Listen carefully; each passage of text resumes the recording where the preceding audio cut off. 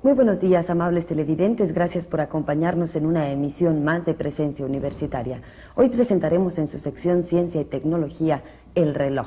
También tendremos la segunda parte de un reportaje sobre orientación vocacional. En música e imagen contaremos con la voz y presencia de Guadalupe Pineda. En la sección de literatura, el profesor Juan Holguín nos hará un análisis, más bien dicho, acerca del libro El Tesoro de Villa.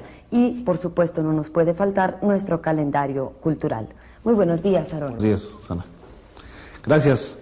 En la información de la OACJ hablaremos, entre otras cosas, sobre la importante conferencia disertada por el catedrático Dr. Juan Antonio Martínez de la Serna, catedrático de la Universidad Nacional Autónoma de México. Además, la información referente al inicio de inscripciones en la maestría en hidrología subterránea y mucha información más generada en nuestra máxima casa de estudios. Bien, pues yo creo, Aarón, que estamos listos para iniciar esta emisión. Adelante. Esto es Presencia Universitaria.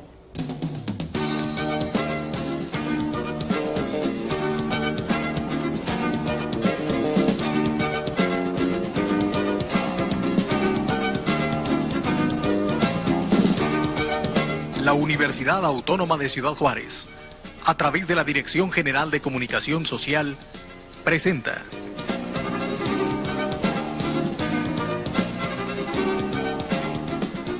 Presencia Universitaria.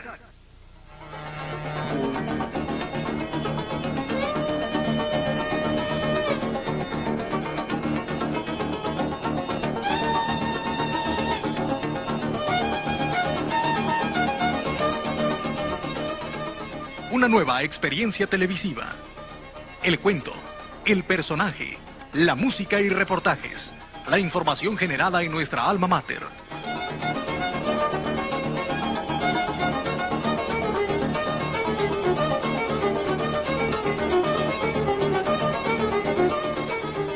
Presencia Universitaria.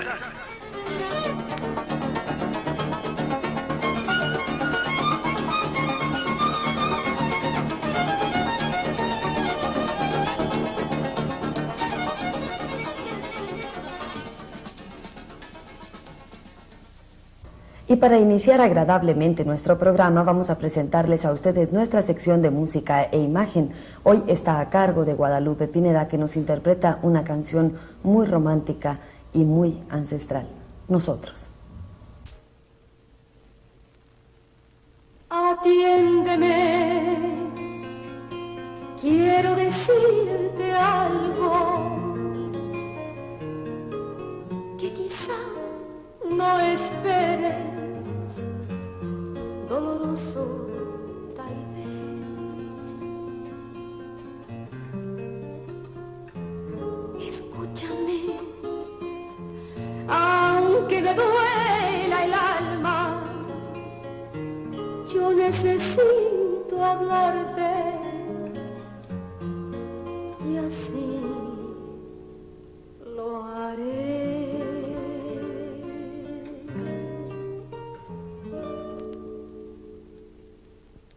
Nosotros,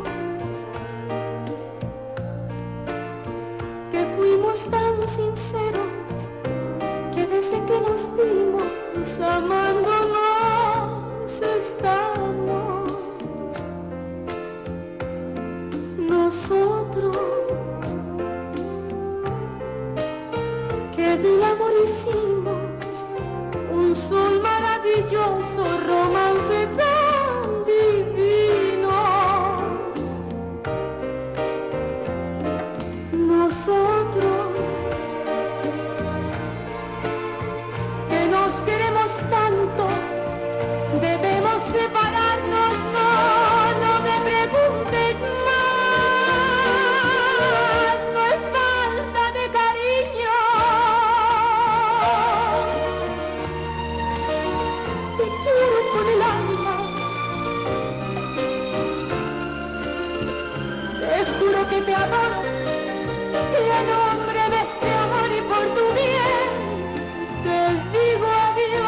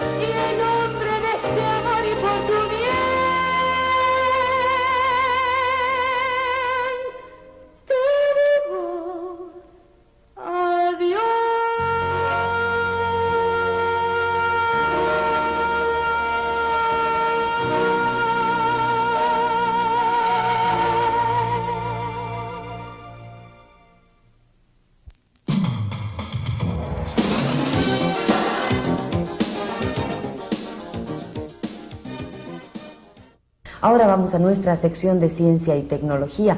Como ya les dije en un inicio, estaremos hablando sobre el reloj, ese invento que revolucionó al mundo y del que todavía somos esclavos.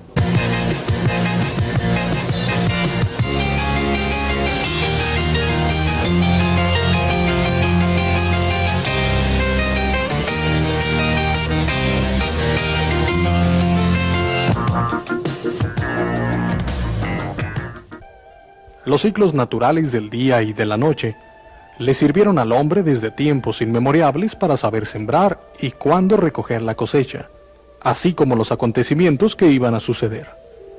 Los astrónomos babilonios fueron los primeros en dividir el día en 24 horas iguales y tiempo después las horas las dividieron en 60 minutos.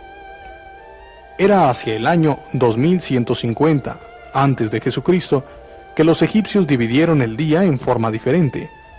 Para esto, fraccionaron el día y la noche en 12 horas cada uno, aunque variaba un poco durante las estaciones del año. En el Museo de Berlín se conserva uno de los relojes más antiguos que data del 1450 antes de Jesucristo, aproximadamente. Este es parecido a una T acostada, con el travesaño ligeramente elevado, cuya sombra se proyecta sobre una escala de tiempo graduada. En las distintas estaciones del año se utilizaban diferentes escalas, todas ellas adaptadas a los cambios en el número de horas de la luz solar. En el templo egipcio de Amón, en Karnak, se encontró el reloj de agua más antiguo. Este indicaba la hora durante la noche, cuando los relojes de sol resultaban inservibles. Tenía 12 escalas horarias diferentes para todo el año, estando las marcas para las noches de invierno más espaciadas que las noches de verano. Hasta finales de la Edad Media, se siguieron utilizando relojes de agua más complicados. Sin embargo, se tenía el inconveniente de que en invierno el agua se helaba y no se podían utilizar. Por esa razón, desde el siglo XIV se comenzó a emplear el reloj de arena. Este no tenía problema en ninguna de las estaciones del año. El primer reloj mecánico fue diseñado por un inventor desconocido. Los primeros datan del año 1290 y resultaban bastante complejos, adoptándose el método de las divisiones regularmente a lo largo de 24 horas. En un principio, servían para tañer las campanas cada hora, más que para indicar la hora en una carátula. Estos se construyeron para que los monjes supiesen cuándo debían de iniciar sus prácticas piadosas. Estos relojes, llamados monásticos, se encontraban en el interior de las iglesias. El más antiguo que se conoce se instaló en la iglesia de San Eustorgio, en Milán, en 1309. 35 años después, se colocó un reloj público en el Palacio Caraz de Padua, en Italia, que podía ser visto por toda la gente. Estos funcionaban mediante una serie de ruedas accionadas por un peso suspendido de una cuerda. La velocidad con que giraban las ruedas estaba limitada por un mecanismo llamado escape de rueda catalina, que se ha utilizado durante 550 años en los relojes. El peso que caía y el escape producían el tic, un paso hacia adelante en la rotación de la rueda catalina o de escape, que se transmitía a una manecilla que a la vez era la que indicaba la hora. Las mejoras introducidas a estos relojes fueron rápidas, y en 1389 el reloj de la Catedral de Rouen, en el norte de Francia, tenía campanas que indicaban no solo las horas, sino incluso los cuartos de hora. El italiano Giovanni di Dondi construyó un reloj mecánico que resultó una obra maestra de artesanía medieval y mucho más complicado que cualquier reloj de su época. Este tenía 1 metro de altura y estaba construido de cobre y bronce. Inicialmente fue construido para el duque de Pavia y en 1364 se instaló en la biblioteca del Castillo Visconti en Pavia. Sus 7 esferas indicaban la hora, el día, los signos astronómicos, el movimiento del sol, la luna, los planetas y los días festivos.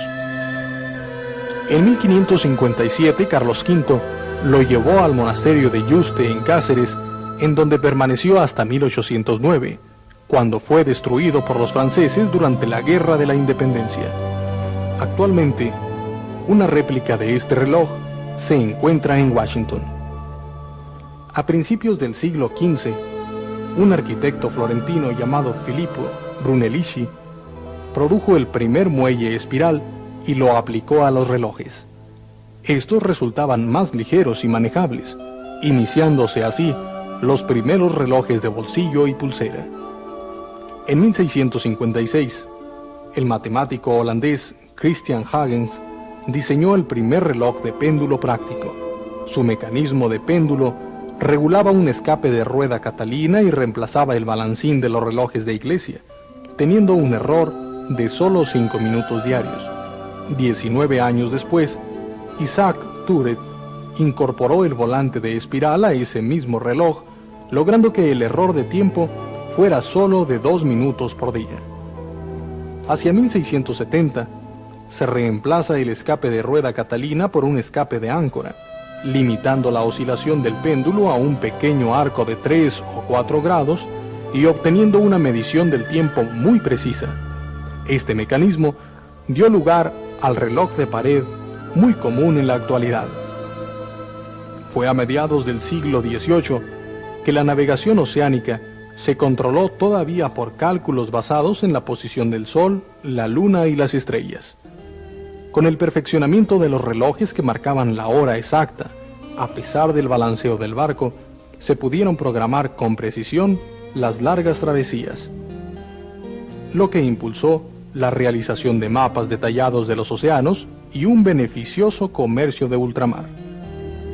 En 1714, el Parlamento inglés aprobó un proyecto de ley para conceder una recompensa pública a la persona que descubriera la forma de determinar la longitud en la que se encontraban los barcos.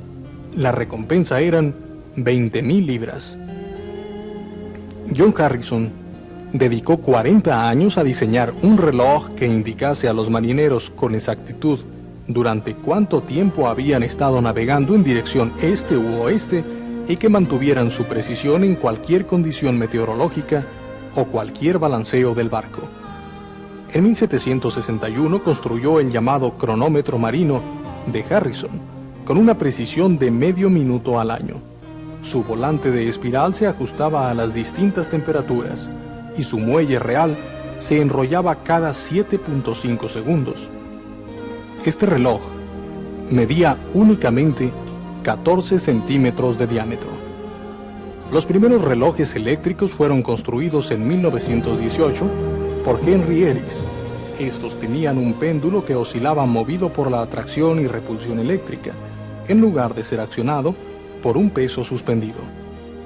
Los inicios del reloj de cristal de cuarzo se deben a los hermanos Pierre y Paul-Jacques Curie, que lograron identificar el llamado efecto piezoeléctrico, en virtud del cual ciertos cristales, cuando se les aplica una corriente alterna controlada, vibran a una frecuencia constante. Sin embargo, se le debe a Warren Alvin Marrison que en 1929 haya aplicado cristales de cuarzo a los relojes eléctricos.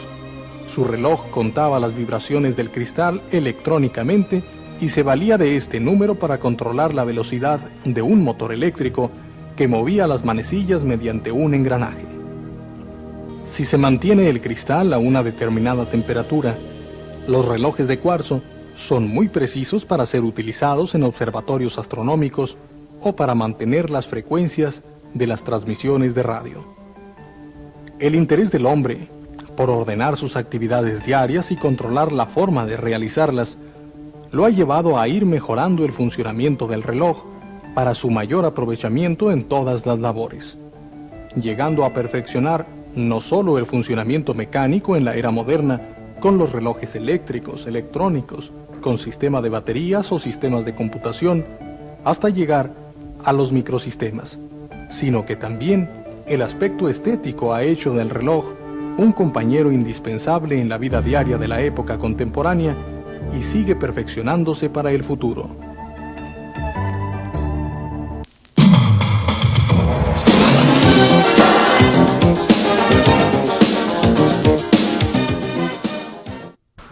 Ahora pasamos con nuestro compañero Aarón Sánchez, que ya tiene preparada la información semanal generada en nuestra máxima casa de estudios. Las instituciones de educación superior de los estados del este y el noroeste de la República Mexicana iniciaron este día en la Universidad Autónoma de Ciudad Juárez una reunión en la que se pretende delinear un programa de acciones que debe de sistematizarse y arrojar resultados favorables al desarrollo académico de cada una de las instituciones debidamente representadas. Esta reunión tiene como antecedentes 3 más en la Universidad de Tampico, Tamaulipas, durante las cuales los trabajos realizados se han enfocado hacia los programas de formación de docentes y al mejor entendimiento e intercambio de las ideas que han aumentado la comunicación entre las universidades que conforman una red de instituciones de educación superior en el país. Cada una con unas características particulares, pero todas con el mismo objetivo común: mejorar el nivel académico y por ende la preparación de nuevos profesionistas. Por otra parte, dentro del complejo mecanismo que determina que un embrión sea macho o hembra, niño o niña, en el caso de la especie humana, el proceso de la diferenciación sexual o genética se establece en el momento mismo de la fertilización, es decir, cuando un espermatozoide penetra en el óvulo. Sin embargo, eventualmente suelen presentarse casos serios de diferenciación, al grado de que algunos individuos muestran estados ambiguos de intersexo como consecuencia de diferentes alteraciones genéticas. Esto lo comentaron investigadores del Instituto de Ciencias Biomédicas de la Universidad Autónoma de Ciudad Juárez, aludiendo a pormenores de un estudio que se realiza sobre el particular.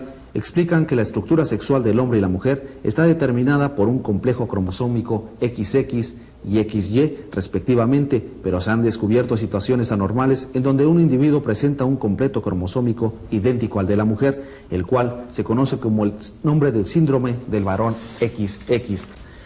La Universidad Autónoma de Ciudad Juárez, en base a estudios elaborados a nivel regional, propondrá que el sistema de la Universidad Abierta quede incluido en el Plan Nacional de Educación, que habrá de revisarse el día 26 y 27 del presente mes en Hermosillo, Sonora. La propuesta irá acompañada de una solicitud de apoyo a un paquete de medidas que tienden al mejoramiento académico en las instituciones de educación superior, que contempla la creación de una red de bibliotecas, premios regionales de impulso a la docencia, un sistema nacional de profesores y la homogenización de la información estadística entre las mismas instituciones. El viernes 25 de agosto a las 11 de la mañana, en la Universidad Autónoma de Ciudad Juárez, se presentará el doctor Javín Mateos con la conferencia Dialéctica de la Esperanza. El doctor Javín ilustrará sobre la importancia del conocimiento científico aplicado al campo de la medicina, con el propósito de optimizar terapias a través del uso de la tecnología avanzada, dando con esto precisamente una esperanza a los hasta hoy males tradicionales. El doctor Mateos es egresado de la Universidad Nacional Autónoma de México, becado en Sacramento, California, para la especialidad de trasplantes de órganos. Ha participado en seminarios y cursos de posgrado en Argentina, Brasil, Chile y Suiza. Esta es la información en nuestro primer bloque informativo. Continuamos con Susana Prieto. El Tesoro de Villa es el nombre de uno de los libros que ha escrito Filiberto Terrazas, que es un escritor juarense. Y en la sección de literatura le corresponde al profesor Juan Holguín hacer la crítica respectiva. Vamos con usted, profesor. Amables televidentes, el libro de la semana en presencia universitaria.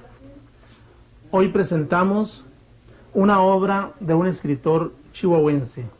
Me refiero al escritor Filiberto Terrazas y al libro El Tesoro de Villa.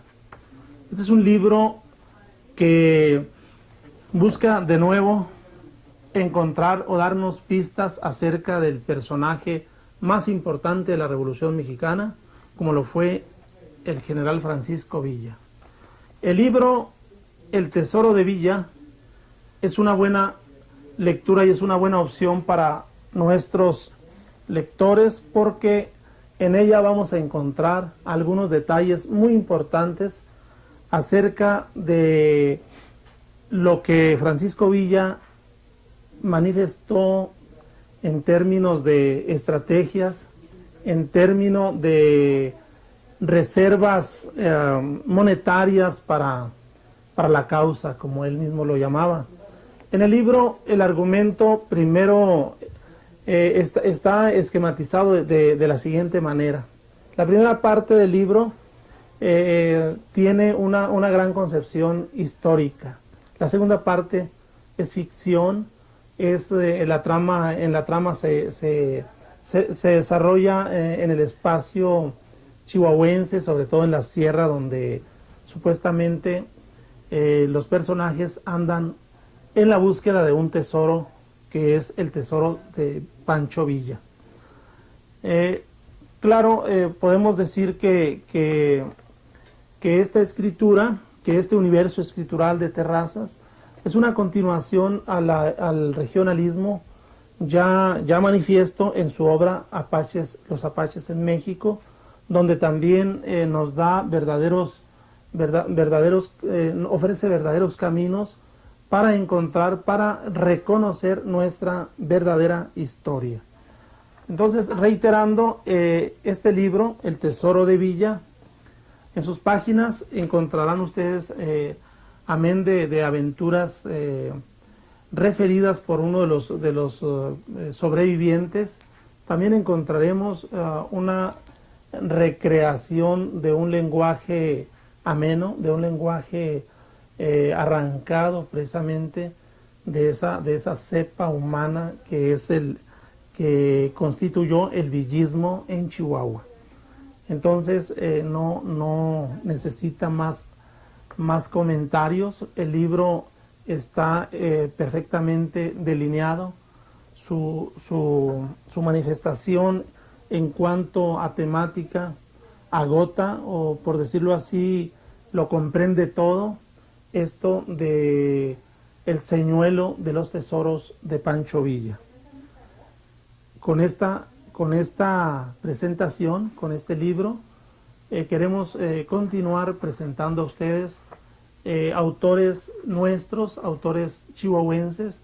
Claro, si surge un libro importante en las letras nacionales o en las letras continentales, inclusive universales, podemos también inferir en esa creación y presentárselas a ustedes en el libro de la semana. Finalmente, como siempre, queremos recomendarles que compren ustedes la revista Entorno. Primero, que sientan las ganas de leer una verdadera alternativa cultural, porque Entorno nos lleva o nos conlleva precisamente a un mosaico literario. Establecemos en el número 22 una serie de artículos que nos llevan pues al conocimiento de una verdadera instancia cultural como lo es la Fuente Frontera Norte de México. Claro, vienen artículos muy importantes como Francia Latina de Oscar Monroy, un escritor mexicano, uno de los más prolíficos, sonorense. Francia Latina es una buena lectura que está inscrita en este número 22 de Entorno. En cuanto a poesía, tenemos un bello poema que se intitula A veces, de Mario Rodolfo Contreras. Usted la revista Entorno la puede encontrar en las diferentes librerías de nuestra localidad. Lo esperamos el próximo domingo en el libro de la semana. Gracias.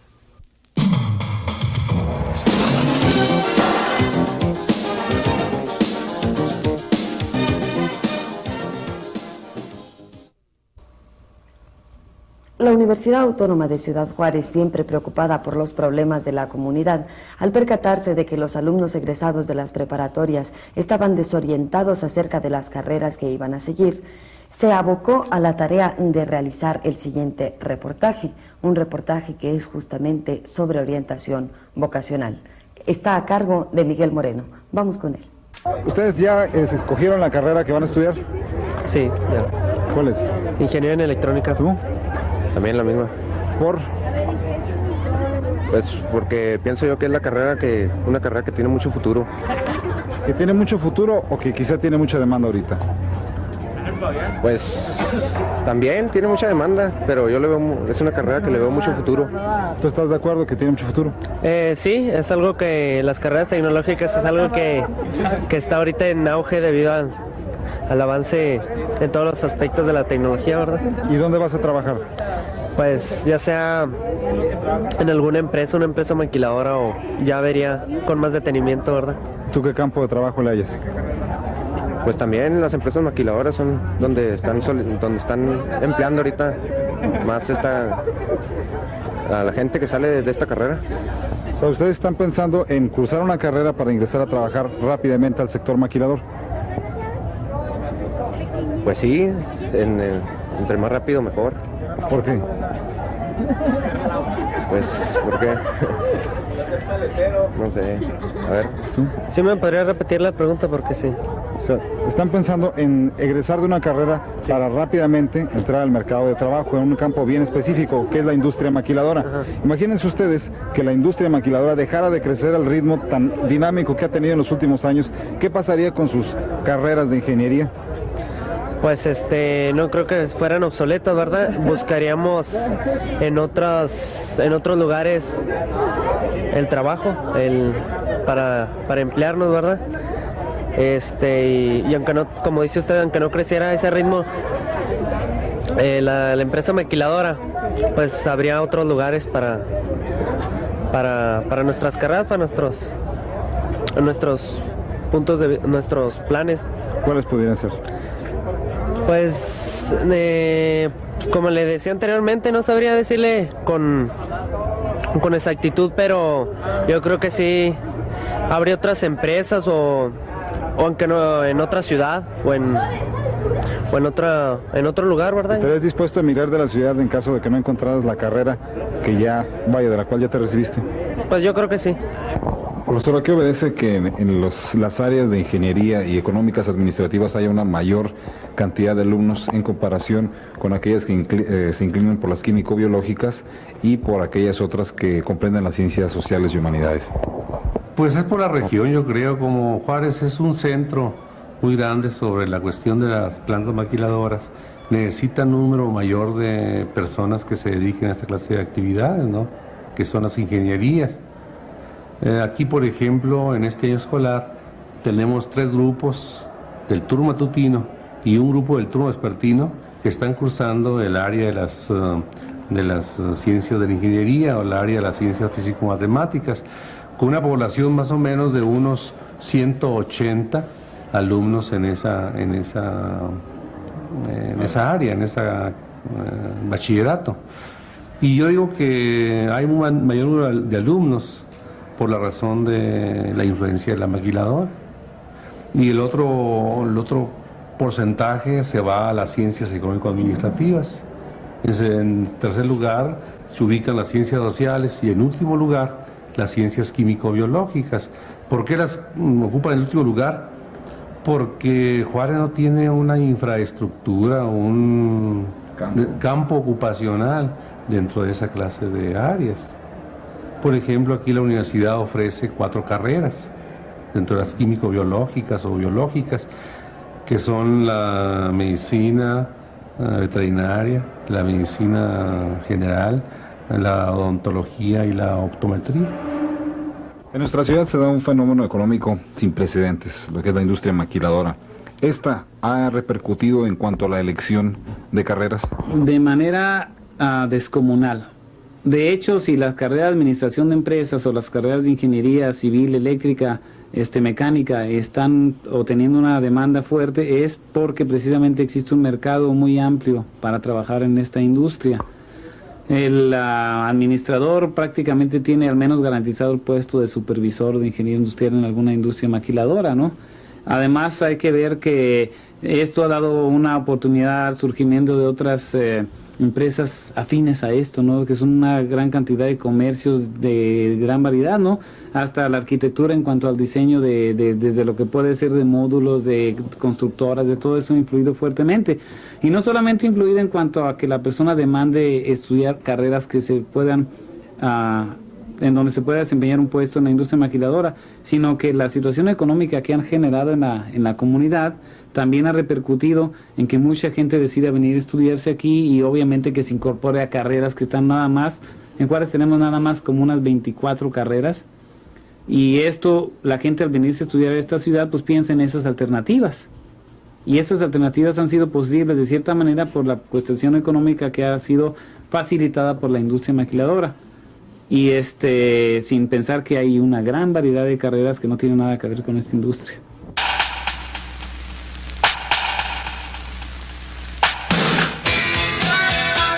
En medio de esta combinación de factores y de análisis, ¿qué realiza la Universidad Autónoma de Ciudad Juárez en cuanto a orientación vocacional y desarrollo de la psicopedagogía? Uno es de que todos los estudiantes de nuevo ingreso tienen que tomar un curso con nosotros, un curso que el semestre que entra ya va a adquirir ahora sí que una duración muy importante, van a ser 30 horas, fueron 25 el semestre pasado, en donde se les va a informar y a tratar de, vamos a decir, si pudiéramos decir, persuadir a que se den cuenta no solamente de cuáles son las mejores maneras de estudiar, que eso relativamente sería sencillo, o de tal vez cuáles serían las maneras de poder elaborar un trabajo, sino que nuestras baterías en este curso están encaminadas a, primero, hacerle ver al estudiante cuál es su papel como tal aquí, y para la sociedad, ¿no? Cuál es su obligación individual, familiar, institucional y social, cuáles son sus responsabilidades, que no nosotros se las decimos, esto es, sino que junto con ellos las decidimos.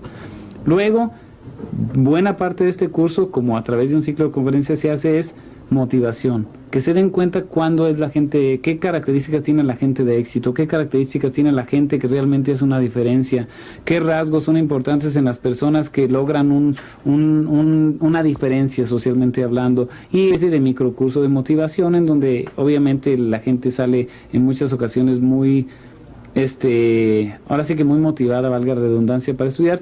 Y por último, pues vemos lo que son técnicas de estudio, cómo administrar el tiempo, cómo tomar notas, cómo aprender una lectura más eficiente, cómo presentar una exposición oral, cosas por el estilo. Tenemos un ciclo de conferencias que cada semestre damos como 29 conferencias en todos los institutos a diversas horas acerca de desarrollo personal. Quiero hacer un paréntesis y decir que la razón de que hagamos cursos masivos y conferencias masivos es de que nos permite abarcar una mayor cantidad un auditorio más amplio, y en esas conferencias pues hablamos desde lo que es sexualidad, desde lo que es relaciones interpersonales, de lo que es comunicación, de lo que es administración en el estrés, especialmente los exámenes, cómo preparar exámenes, cómo ahora sí que cómo tener más elementos de juicio para poder tomar también una decisión en cambios de vida y cosas por el estilo, porque estamos convencidos de que la estabilidad emocional y el equilibrio va a redundar en siempre el aprovechamiento académico. Tenemos además una serie de servicios de asesoría individual. El alumno cuando viene, solicita el servicio, llena un formato en donde nosotros lo revisamos. Aparte de la inquietud que él tenga, le decimos si tiene algunas otras en donde notemos que tiene alguna problemática, y ya se le da una cita, se le da un horario, viene y ya platicamos su problema.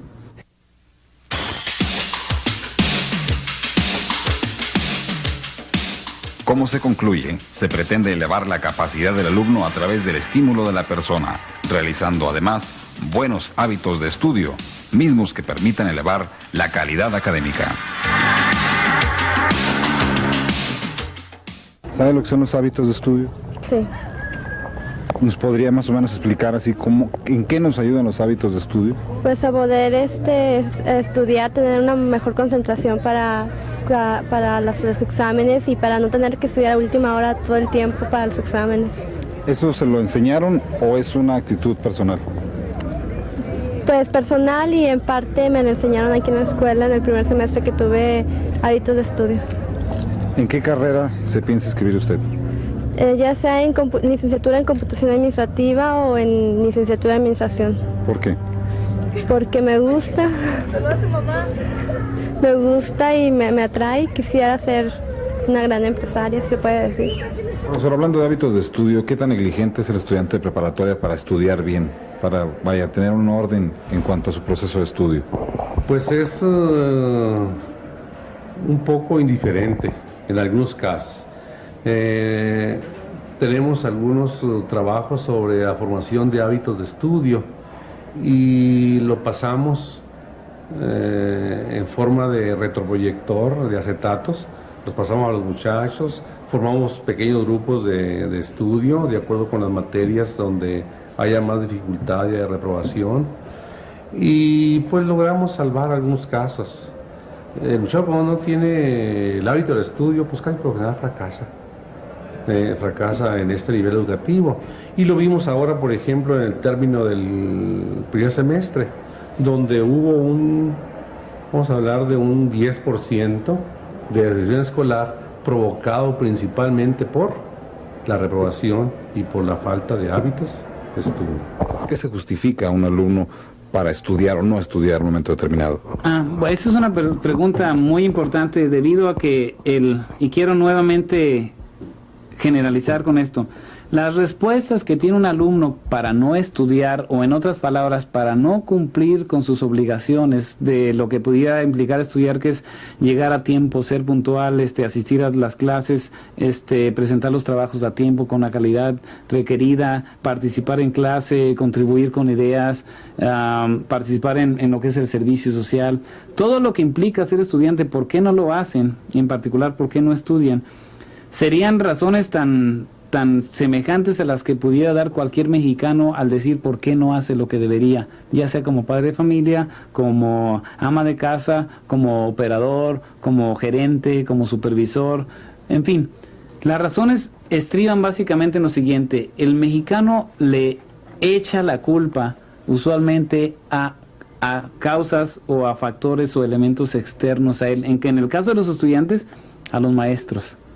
Dicen que los maestros no los motivan, que se la pasan dictando, que les dejan trabajo para ellos no trabajar, que no hacen la clase dinámica, que no permiten la participación de los alumnos, o le echan la culpa a las instalaciones que no sirven, que no hay, que siempre están ocupadas, que no están disponibles los laboratoristas, o le echan la culpa al material, que está muy difícil, o a su familia que no los apoya. Casi la mayoría tiene justificaciones ajenas a él. Es muy difícil encontrar que un estudiante reconozca que ellos en sí mismos no están poniendo su parte para que esto funcione. Pero repito, esas mismas justificaciones son las que puede dar un maestro también para no cumplir. Echarle la culpa a los alumnos, que los alumnos no llegan a tiempo, que no participan, y es un círculo vicioso. Hemos recabado puntos de vista. ¿Pero qué es lo que se necesita para mejorar la orientación vocacional? A continuación, el profesor Manuel Piña Benavides, jefe del Departamento de Orientación Vocacional de la Escuela Preparatoria del Chamizal, y el licenciado Fernando Briceño Ramos, jefe del Departamento de Psicopedagogía y Orientación Vocacional de la Universidad Autónoma de Ciudad Juárez, expresan sus muy particulares puntos de vista. Que haya más vinculación entre los sectores educativos. Por ejemplo, yo sé qué está haciendo Cebetis, por ejemplo, o CONALEP, o los CETIS, en lo que se refiere a orientación vocacional. Yo sé lo que hace las preparatorias, porque estamos dentro de ese vamos a decir, el mismo nombre, ¿sí? Yo sé que todos corresponden a la educación media superior, y sería bueno que hubiera más vinculación entre los orientadores, entre las autoridades educativas, de este nivel como es medio superior, pues para darnos cuenta de qué es lo que estamos haciendo. Y definitivamente que el futuro de la orientación debe de tener más importancia, porque los estudiantes van a tener que colaborar más en el desarrollo del país, toda vez que salgan de profesionistas. Esta motivación y deseo de sobresalir que se les implemente en la universidad pues va a repercutir en su trabajo. Debemos de, no solamente los que estamos involucrados en la orientación vocacional o en la orientación educativa, empezar a trabajar más sobre esto. Es importante, por ejemplo, que socialmente hablando, a nivel tanto del Estado como de la iniciativa privada, se tomen medidas para mejorar no solamente al trabajador en su ambiente, sino a la familia, porque en la familia es donde usualmente se sientan las bases de la gente que va a crecer sana.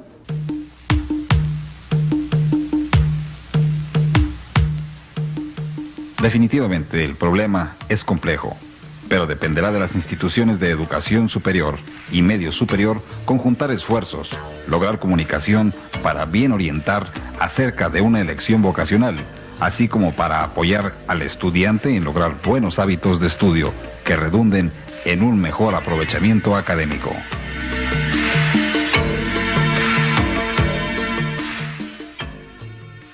Por lo anteriormente expuesto, podemos concluir que hoy en día el papel de la orientación vocacional, creando y orientando futuros profesionistas, ocupa un papel primordial acerca del futuro de nuestro país. Gracias por acompañarnos en Presencia Universitaria, un espacio y un esfuerzo informativo de la Universidad Autónoma de Ciudad Juárez por llevarle a usted cultura a través de la televisión.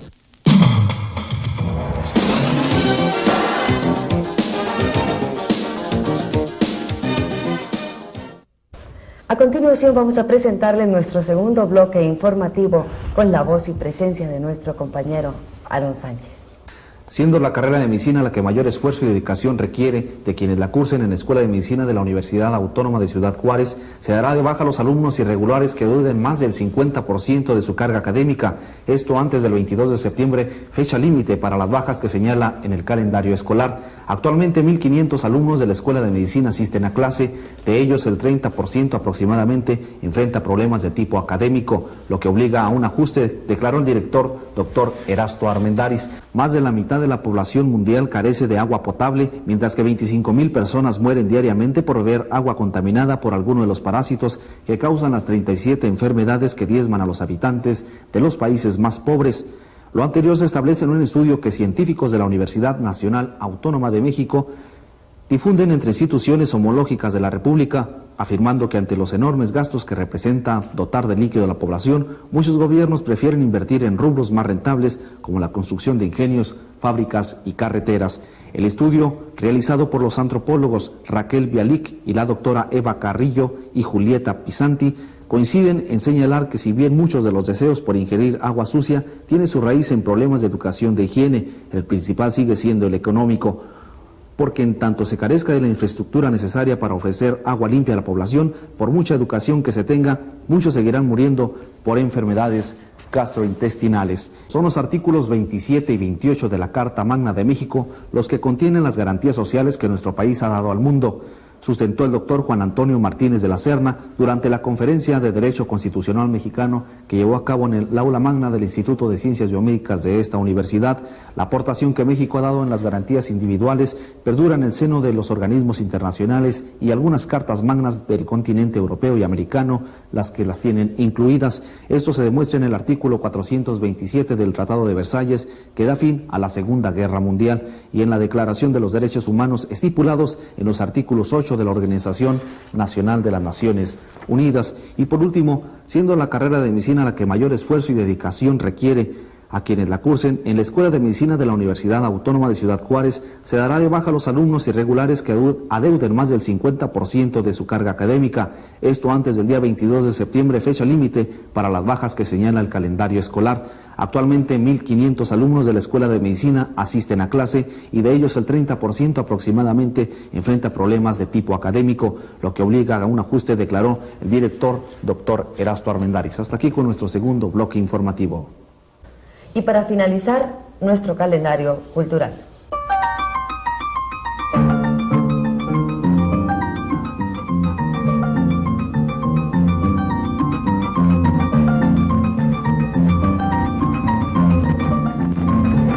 Ay, cómo resuma y suena. Ay, cómo resuma y suena, resuma,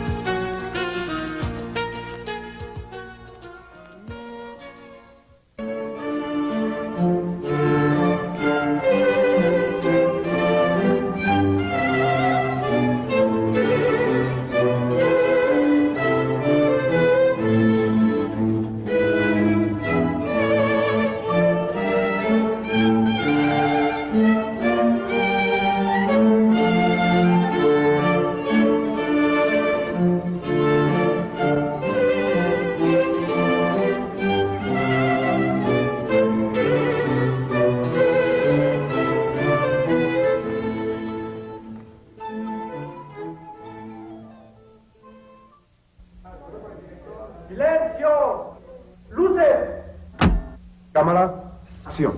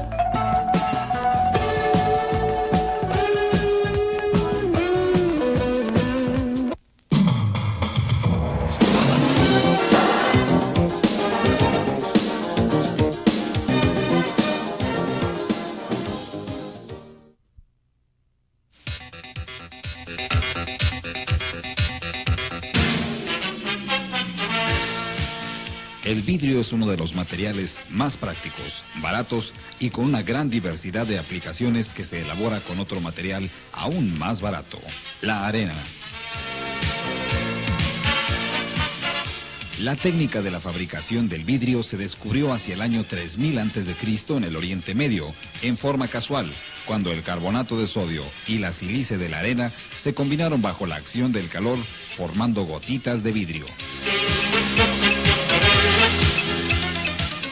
La fabricación del vidrio en gran escala comenzó en el año 1500 a.C. Las vasijas y demás recipientes se elaboraban partiendo de un bloque de vidrio o se formaban alrededor de un núcleo consistente en una bolsa de arena que se introducía en un recipiente que contenía vidrio fundido.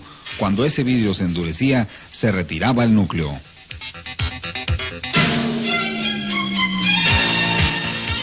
Los artesanos egipcios coloreaban el vidrio añadiéndole minerales en forma de óxidos metálicos, técnica que también es usada hoy en día. Alejandría, colonia griega en Egipto, se convirtió en el centro más avanzado del mundo en fabricación de vidrio. Introdujo la decoración y la técnica de moldeado en caliente. Gracias a esto, se produjeron piezas más delicadas.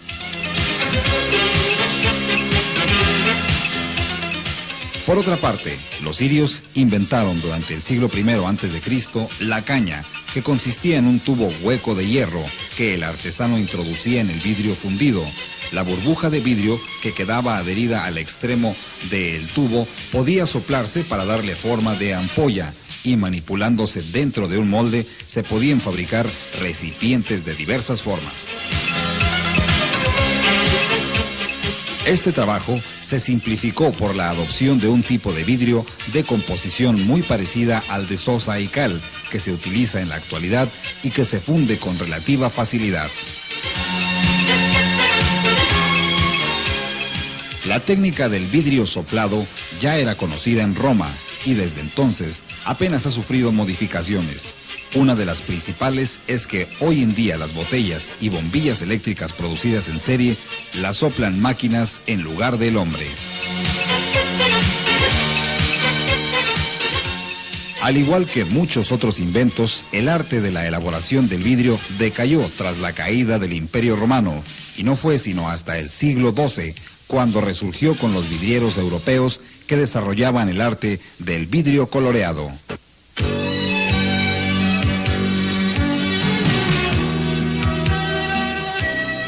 Ellos diseñaron vitrales para las catedrales e iglesias, formados por miles de fragmentos de vidrio de distintos colores. Este tipo de vidrio se soplaba hasta formar un burdo cilindro, que luego se cortaba longitudinalmente y se aplanaba antes de que se endureciera.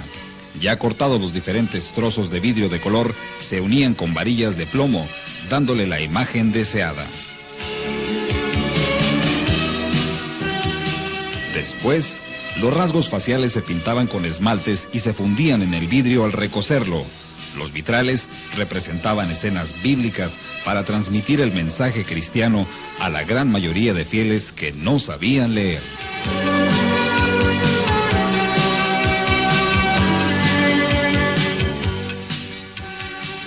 En Normandía, en el siglo XIV, gracias a la presencia de sodio como fluidificante, se descubrió el procedimiento para fabricar el vidrio plano. Este se lograba formando una gran burbuja con una caña, la cual se aplanaba y se pasaba a una vara de hierro que se giraba a gran velocidad. La burbuja aplanada se estiraba y formaba una placa circular gracias a la fuerza centrífuga.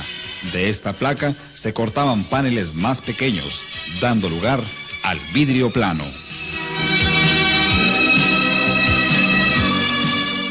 A finales del siglo XV, los artesanos de Venecia se especializaron en la fabricación del cristal, que era un vidrio muy claro y casi incoloro, contribuyendo así a la producción de lentes de mejor calidad, que cada vez eran más solicitados por los eruditos de esos tiempos, así como al perfeccionamiento de los primeros microscopios y telescopios. 2 siglos después, en Francia, se desarrolló un nuevo método para la fabricación del vidrio plano. Esto se lograba derramando vidrio fundido sobre una placa de hierro para formar una hoja grande que se igualaba puliéndola por ambas caras. Sin embargo, este procedimiento resultaba demasiado caro y con el tiempo se fue abandonando. Durante el siglo XIX, el vidrio tuvo un gran auge produciéndose en cantidades industriales y por primera vez vasijas de cristal, copas y espejos estuvieron al alcance de todo el mundo. George Ravenscroft en 1675 empleó el pedernal en Inglaterra, obteniendo el vidrio transparente. Sin embargo, en un principio este vidrio se deterioraba enseguida y tenía abundantes fisuras. Este defecto se corrigió tiempo después añadiendo óxido de plomo, con lo que se obtuvo el pesado y brillante vidrio de plomo. Carl Zeiss, fabricante alemán de instrumentos ópticos, comenzó a producir en 1884 en Jena, Alemania, un vidrio que contenía un compuesto químico, el silicato de boro, que lo hacía más resistente y menos sensible al calor. Este vidrio, borosicalado, condujo al moderno vidrio refractario que contiene óxido bórico. Debido a la necesidad de disponer de cristales resistentes a los golpes para los parabrisas de los automóviles, el químico francés Edouard Benedictus introdujo en 1900 una lámina fina de celuloide entre 2 láminas de vidrio. Al sufrir un golpe, el cristal solamente se estrellaba sin llegar a quebrarse. El celuloide, que con el tiempo se tornaba amarillo, fue sustituido por una lámina de plástico en 1936. En la actualidad, existe un tipo de vidrio de seguridad endurecido mediante enfriamiento rápido en una corriente de aire. Tiene la ventaja de que si se rompe, lo hace en fragmentos redondeados en lugar de astillas afiladas. En 1918, en los Estados Unidos, se ideó una técnica para la fabricación continua de vidrio plano para las ventanas. Según este método, se extrae una cinta de un baño de vidrio fundido, se enfrían sus bordes y se sujetan con unos rodillos que elevan la lámina de vidrio, mientras se estira y enfría hasta una cortadora. En 1952 se empezó a elaborar el vidrio flotante, fabricado según un procedimiento inventado por el inglés Alastair Pilkington. Este consiste en que el vidrio fundido cae sobre la superficie de un baño de estaño fundido, que alisa el vidrio que flota sobre su superficie. La producción de este cristal es menos costosa y además posee un brillo imposible de conseguir con un pulimentado.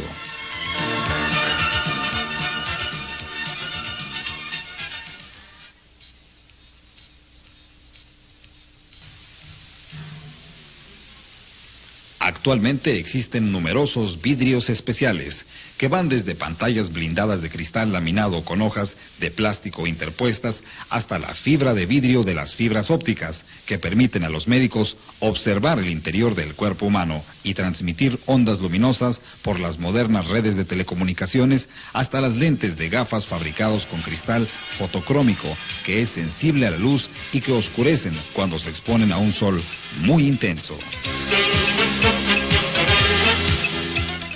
El vidrio fue y ha sido un invento muy importante en todos los tiempos, ya que su utilización en las actividades domésticas, industriales, ha permitido el desarrollo y desenvolvimiento de la sociedad.